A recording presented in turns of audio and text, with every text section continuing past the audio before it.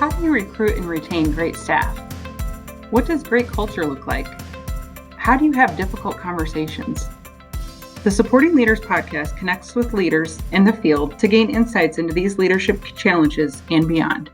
Enjoy the show.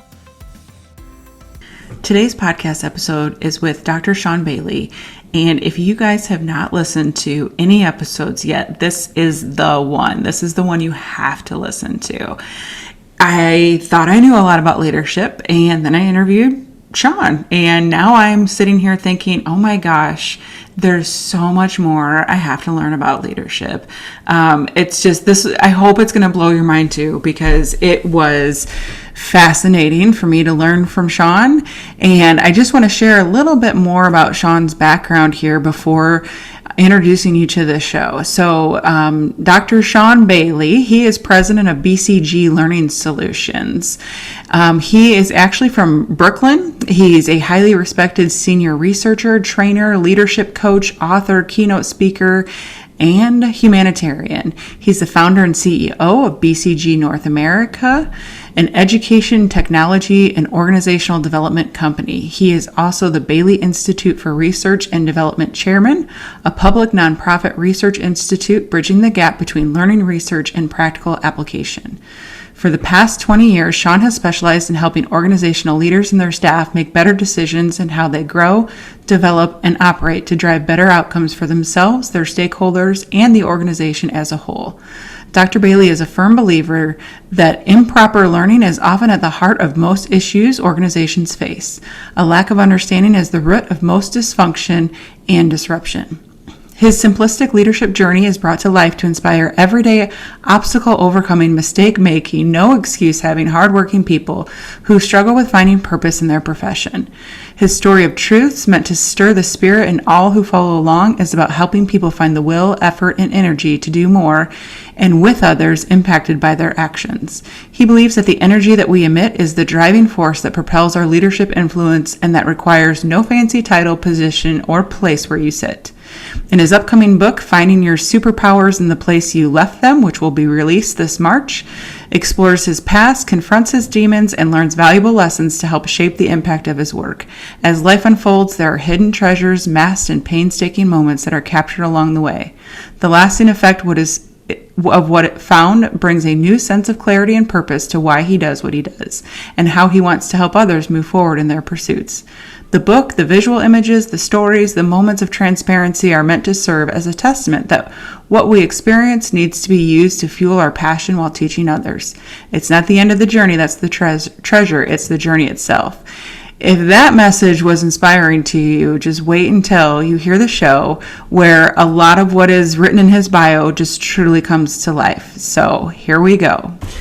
Welcome to the next episode of Supporting Leaders. We have Dr. Sean Bailey on the show today. Sean, thank you so much for being here.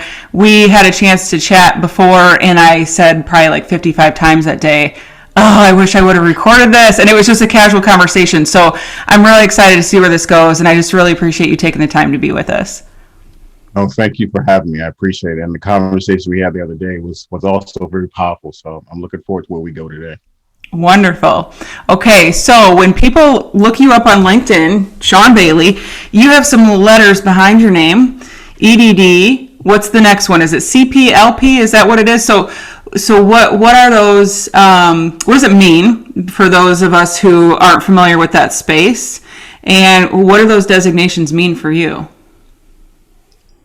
Well, I've been in educational technology, learning, and research for many years, probably close to 20 years. And the CPLP is just a certification of professional learning and performance. But it's more or less, it's a way of validating the work that you've done. It's a way of vetting to make sure that the quality of the work that you're doing has the right type of impact, that it has the right type of engagement, and that it helps people actually do what they came there to do when they interact with you and they learn something, right? And so for me, it was a matter of making sure that people actually are learning something.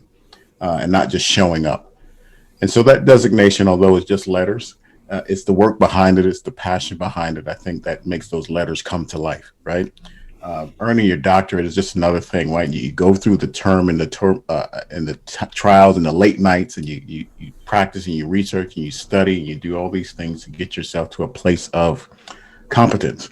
But it's more so that it's the effort and the willingness and the things that you do to bring those things to life. In my opinion, it's what brings those letters to life. So they're just letters, but it's but it does support the work that I do and the impact that I try to have with anybody that interacts with me, whether it's individual or organization. Yeah, that's a great explanation. And one of the things that you mentioned there about bringing it to life, and that's, in our conversation, like previous to this podcast, you talked about how we'll never get this exact moment back again. And it really struck me when you said that, because it just made me think about that, tuning into exactly what we were talking about, tuning into you. And so I want to ask you about then that bring it to life, because that is certainly, even as far away as we are and doing this, on a computer, you bring conversations to life. And so how do you bring your experience, bring your knowledge to life when you're working with either your own staff or you're working with your customers? I'm a firm believer in energy, and energy is never destroyed, it's simply transferred. And so when you think about the energy that we all have, it's a matter of what can I do to ensure that I impart some of my energy into you, into the people that I work with, into my staff, and it returns itself back tenfold. And so when I talk about bringing things to life, it's about providing that energy, that effort, that willingness, right? That courage, that knowledge. All those things are forms of energy. And so think about the relationships that you have. Those relationships are manifested based on the energy that you share. And so the more that you can share part of the energy and in return receive that energy in its purest form, you're bringing things to life. So whether I'm speaking at a conference or writing a document or signing a new contract or a new partnership, nothing is done in isolation. Everything is done in connection with each other. And so when you talk about the transfer of energy, that's what I mean, bringing things to life, having better results as a result of your energy that you bring to anything that you do. I love that you talk about that, because, one of the fascinating things about this podcast is just to listen to different leaders and where they're at in their leadership journey and what they're thinking about. And no one's touched on that yet. And I find it just to be really, really interesting. It seems like when you talk about it, it's a pretty natural thing for you at this point, but I'm curious, what's the intentionality for you? Like, is there a process of intentionality when you think about what kind of energy you're bringing to something? And I mean, would you say that it's accurate, that it is a little bit more natural for you than it maybe was when you first started to explore this concept of energy? I think all of us have this energy within us. I use the analogy you talked earlier about this moment, right? And we'll never have this moment again. And this ties into this question. This moment is intentional. It was designed not by default, but by design to be this way, to have this moment where we can share conversation, we can share dialogue, we can share energy with each other. And it's something that we all have. Every decision that we make requires a bit of energy, because what goes out must come back. Right. And so whether it's good or bad, right, you are manifesting those things that you want to come to realization. And so when you put good energy out there, you come to find that good things return to you. It may not come to you right away, but this idea that energy surrounds us, it's not something that you have to learn, or it's not something that, well, maybe it's something you have to sharpen, I should say, but it's something that is always within us. We are surrounded by energy. Our makeup is energy. Everything we touch is electromagnetic. It's a part of who we are. And so whether you do it naturally, meaning people are drawn to you, or whether you practice it each and every day, you're just manifesting those things that are already within you. And so for me, it's not, some people may say it's natural, but for me, it's more intentional. I like to use the word intentional because I'm making a willing effort to bring a bit more to the table than maybe someone else would. And we all have that ability to do that. Each morning you can make a choice whether to go left or to go right, right? And whatever choice you make will dictate the next few results of that choice, right? We had talked about, and just to cap on this idea of energy, we had talked about whether leadership is something that is learned or is natural. And from my perspective, leadership is neither. Leadership is energy manifested in itself. Leadership is influence turned on itself. And so if you think about anything that has the ability to influence you can lead you. We talked about the weather, right? While the weather is freezing and cold and windy and snowy, guess what? That's going to dictate it's influencing your behavior, whether to put on extra layers of clothes. If you have children, children are growing and they're trying to figure things out and they may not understand everything that we understand as adults. And so they may have tantrums because they can't express themselves in a certain way. Well, guess what? That tantrum is influencing your behavior. And so everything that has energy has an opportunity to influence you. So good or bad, how you respond to those influences dictates the next thing that will happen. And so for me, it's always about being intentional about what energy I'm putting out there and what energy I'm receiving. I sometimes just get completely lost in what you're talking about because I'm just so like hooked. You know what I like? Sometimes as I do these podcasts, I'm thinking about, okay, listen to what they're saying and what kind of question would I generate next. But I just find myself just soaking it all in every time you talk. But it sounds like as you're talking about being very intentional, it makes me wonder, does Sean ever have a bad day? What does a bad day look like for you if you even have them? Wow. Bad days are a part of the journey, but bad days are perspective. Everything has perspective.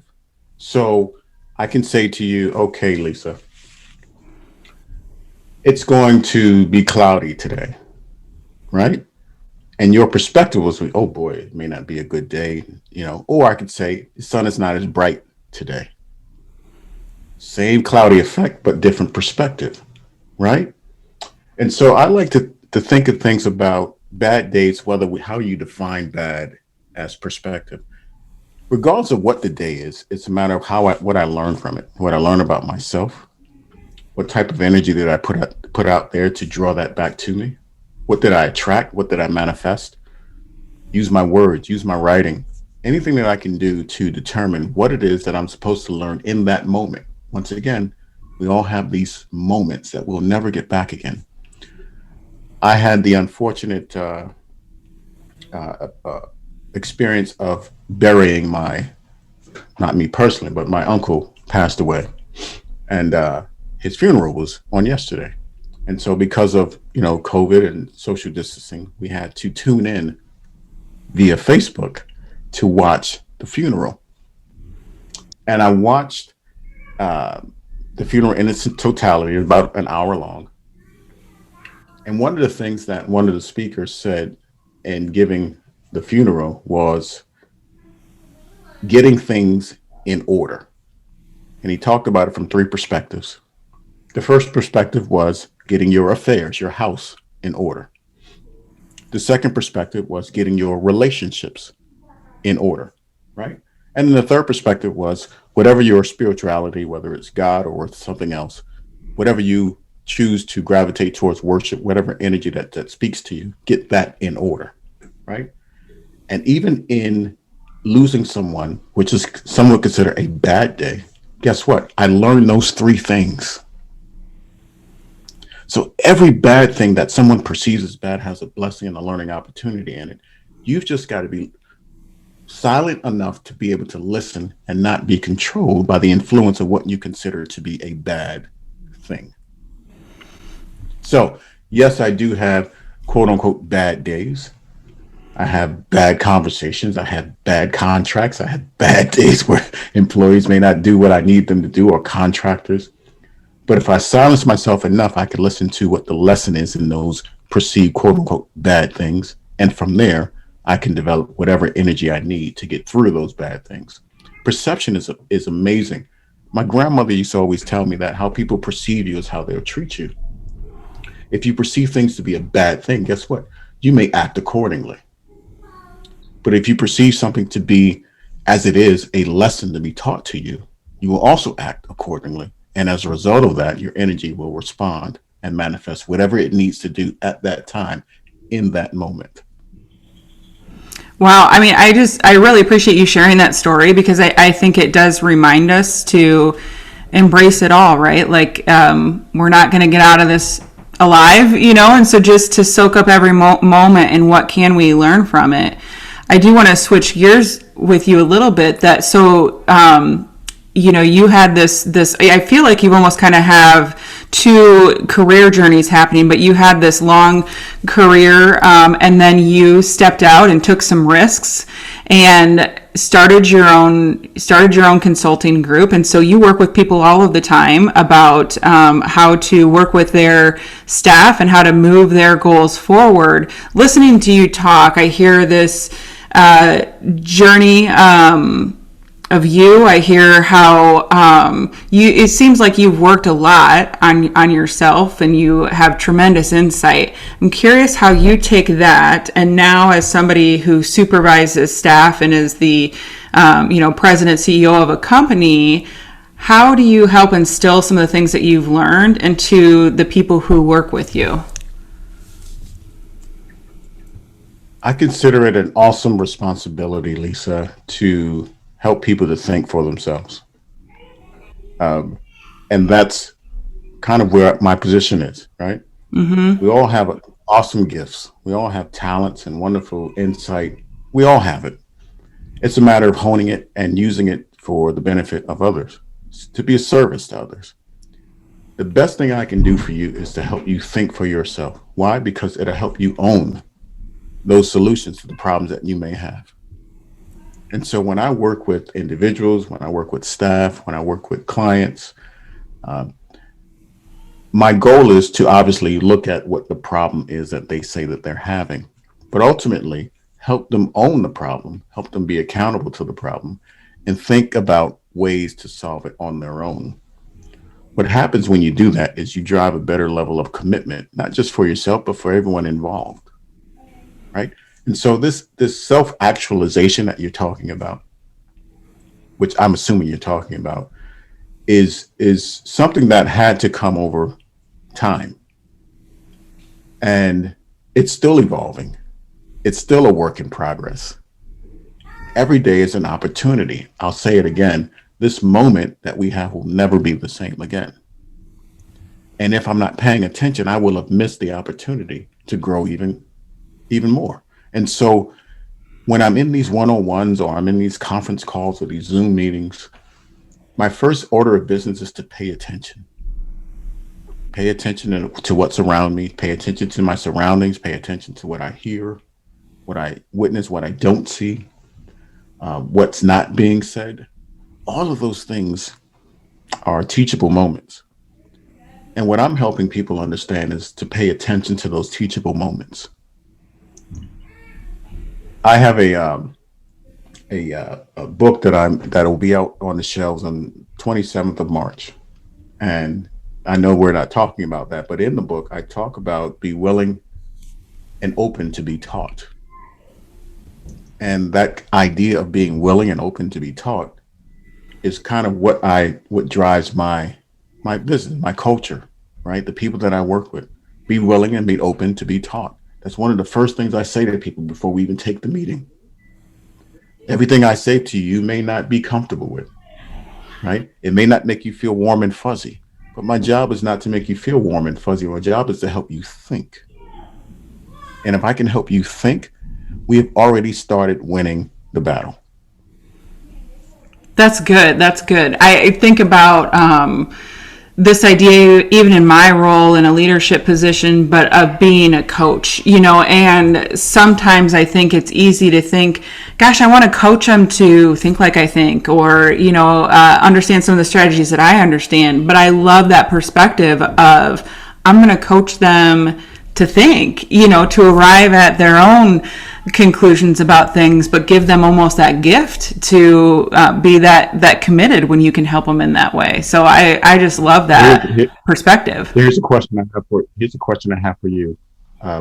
Why would you want someone to think like you? Right? Yeah, Why would you want someone to think like you? I think that's a great question because, there's certainly value in, that beach ball analogy of every stripe on the beach ball brings a different lens to the table, and we're all better with those different perspectives,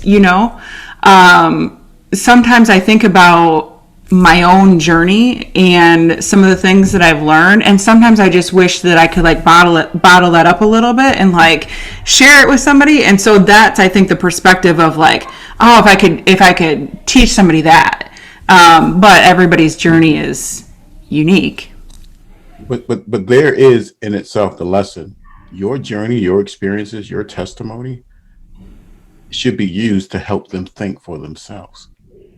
You see, everyone has 10 ways to do something, 5 ways to do that, 3 ways to do that, 10. Everyone has the number one rule to do something, right? To win it. And we have for years, centuries, decades, right, been influenced by these wonderful creators of content about this way or that way to do it. Think about, I'll give you an example of the healthcare industry, not healthcare, but the wellness industry, and how the wellness industry has become a billion-dollar industry over the last several years, right? Obviously, because of all of these gurus about health and fitness, and this is how you get six-pack abs, and this is how you do that, and this is how you do that. But keep in mind, everybody's body is different. Everybody's chemistry is different within their bodies. And so what may work for you and your experience and your testimony worked for you. Now, my job is to share with you what my experience has been to the totality of what this journey is, and then help you think for yourself what will work for you. One of the things that I always teach about, and forgive me if I'm skipping ahead, but I really don't know. I love talking to you because it seems it's so organic that we can just go down these paths here. But one of the things that I teach about is, and it's piggybacks off of this idea that the statement that you made, well, I want people to think more along the lines of what I think, right? Whenever you get into that headspace where you want people to do what I want them to do or think the way that I want them to think, and I know we're in jest, right, as we're saying this, but it's this idea of thinking that you can control the outcome. And what I teach people to understand is that is about fear. It's not about control. It's about fear. Hear me out here. The karma of fear makes you think you can lose something that you do not own and cannot keep.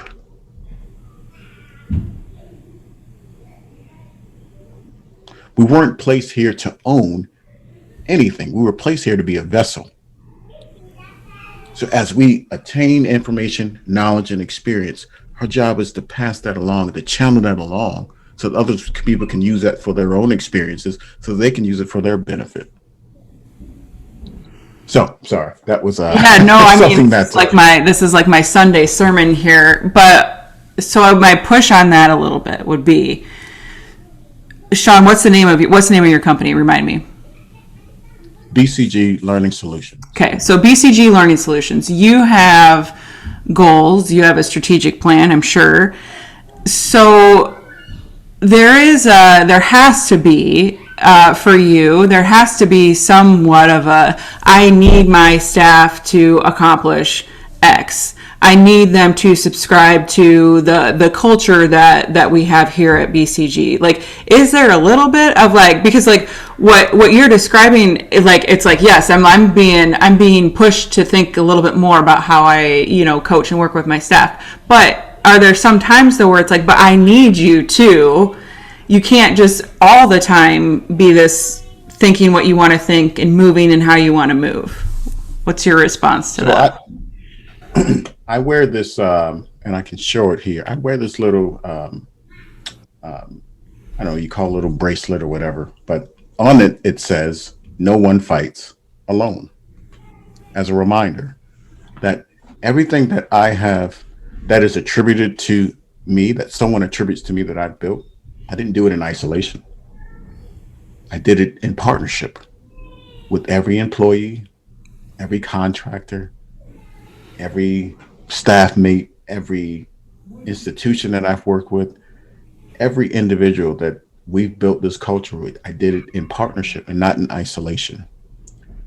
And so when I say that we've created a culture here, it's based on a community, Yeah. not based on Sean's vision. Yeah. Yes, I had a vision of wanting to. Let me tell you what my vision was when I first started this company. I wanted to create 300 jobs.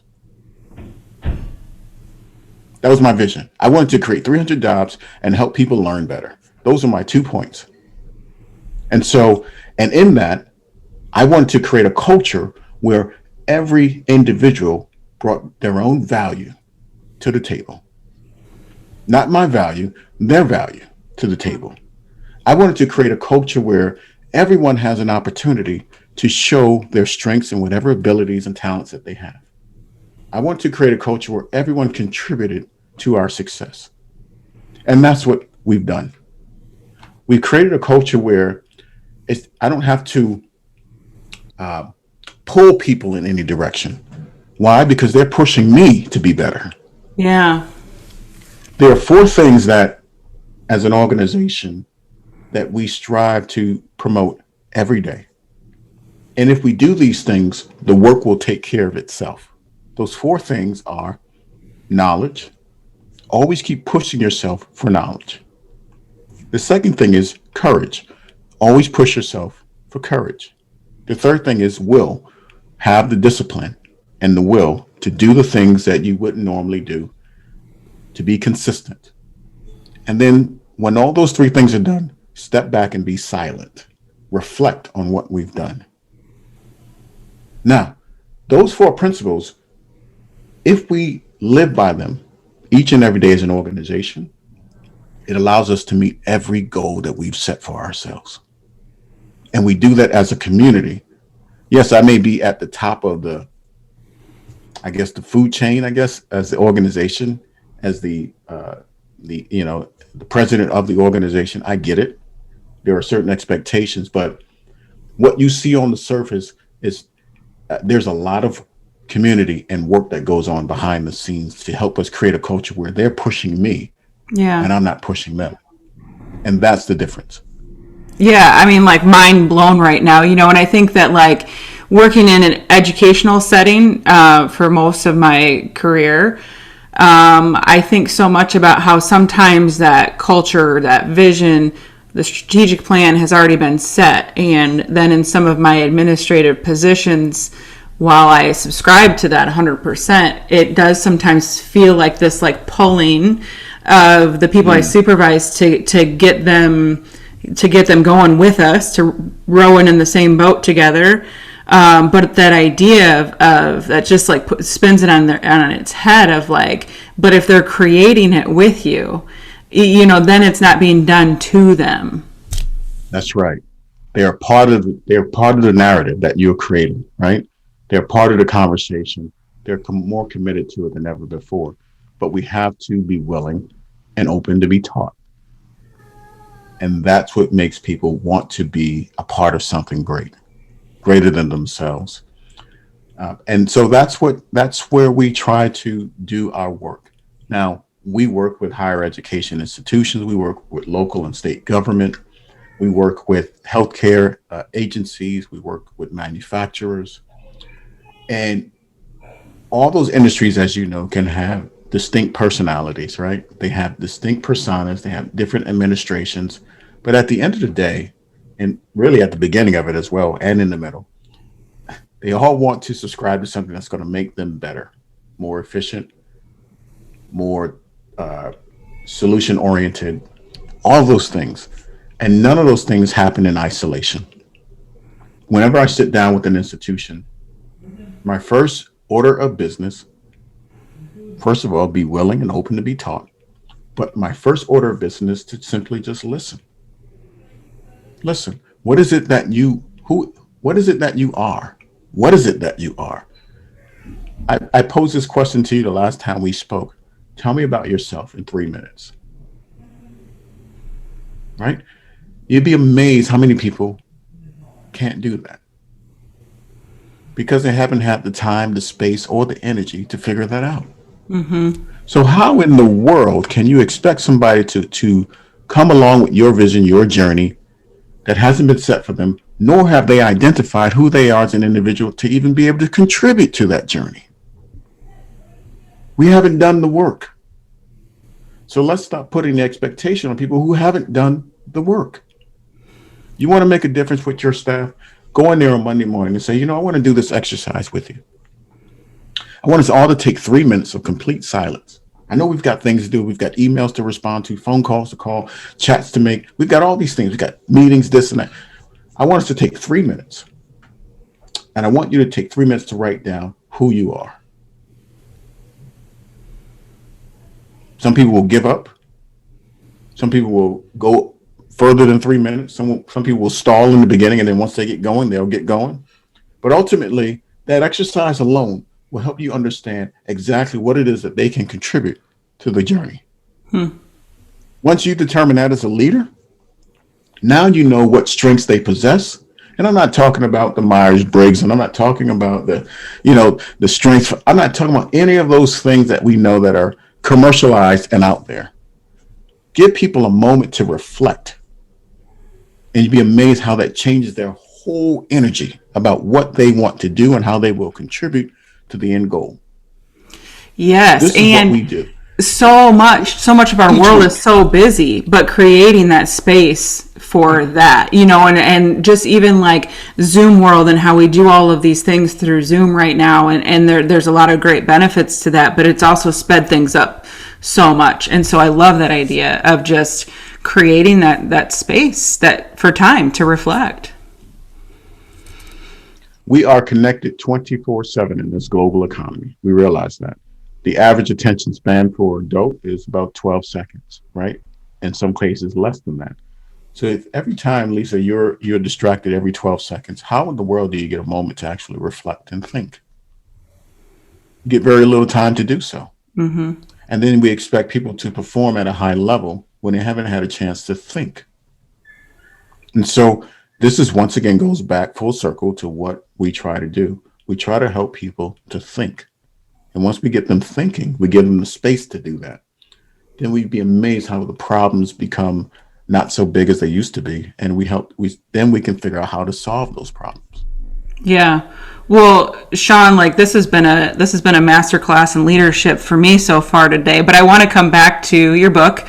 Tell us what the book is called, and I know you referenced a little bit about some of what's going to be in the book, but how did this book come to be? What's the title, and can you give us a little bit more about what's in the book? Oh, well, thank you. A little plug. Of course. The book is called Finding Your Superpowers Where You Left Them.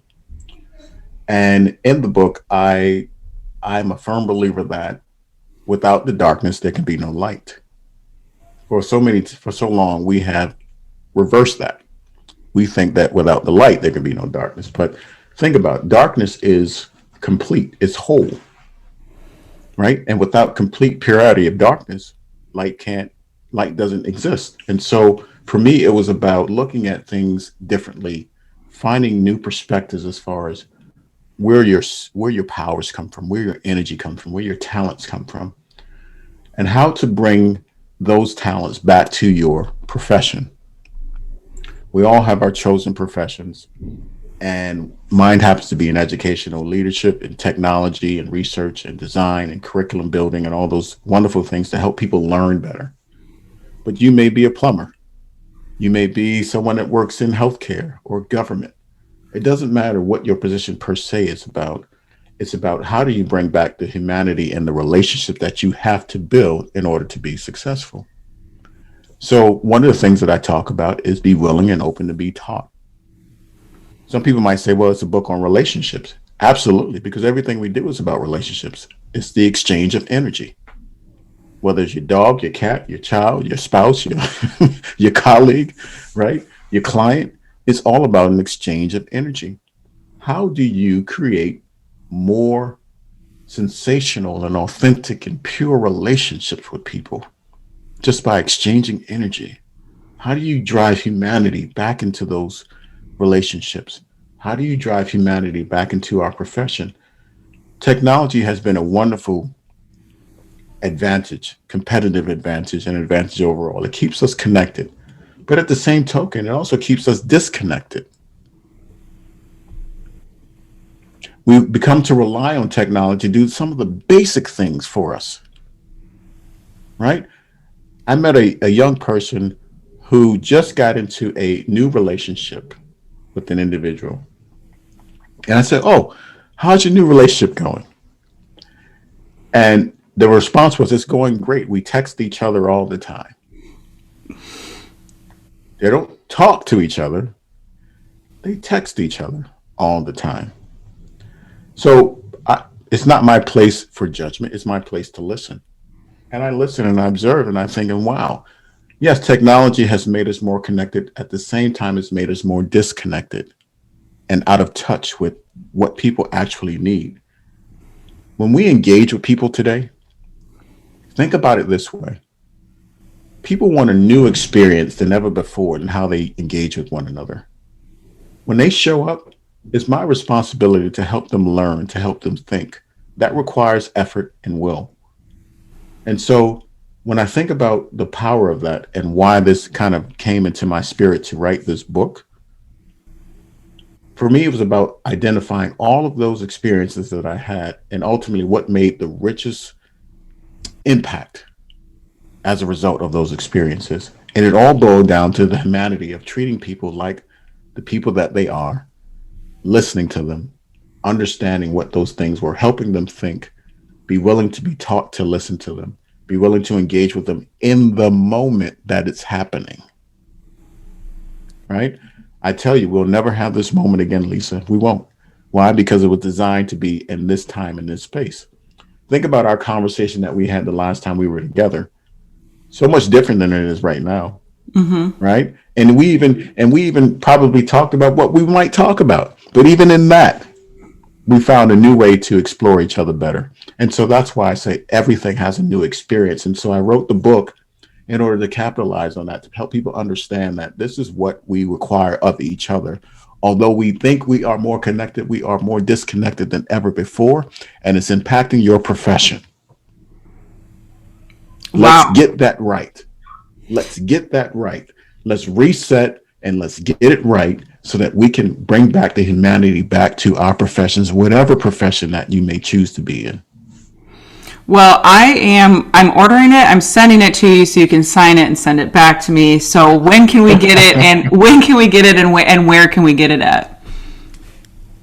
So it will be out March 27th, and it will be on all of the Amazons and the Barnes and Nobles and in print and in digital format. So, and then there will be a audio version of it coming out in April. So, be on. I'll keep you updated once everything drops. But yeah, it'll be on all of your main channels where you subscribe and order books at.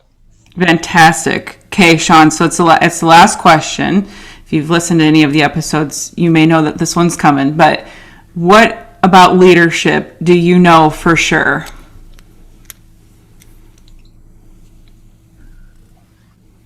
That's kind of a loaded question there, Lisa. Uh, what I know for sure is that leadership has nothing to do with your title, your position, or where you sit. What I know for sure is that leadership is about influence. What I know for sure is that leadership is about the energy that you manifest in order to serve others. What I know is that we all have this talent, this ability, this gift that needs to be harnessed, that needs to be brought to the surface. And each time we choose to recognize that talent, that gift, that's leadership.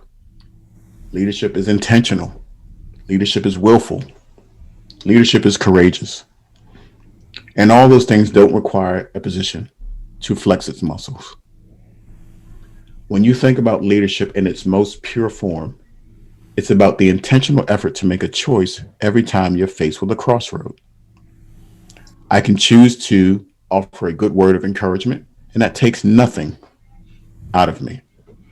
I can choose to smile, and that takes nothing from me. I can choose to, or I can choose to not do those things, and that can take everything from me. Those simple things. People think that you need to read 10 books to do 10 things 10 different ways, or you need to have a scholarly aptitude in all types of degrees to be able to lead. No, no, no, no, no, no. Let's reset. Let's understand that we all have the ability to influence. And this is what I know for sure to be leadership in my experience.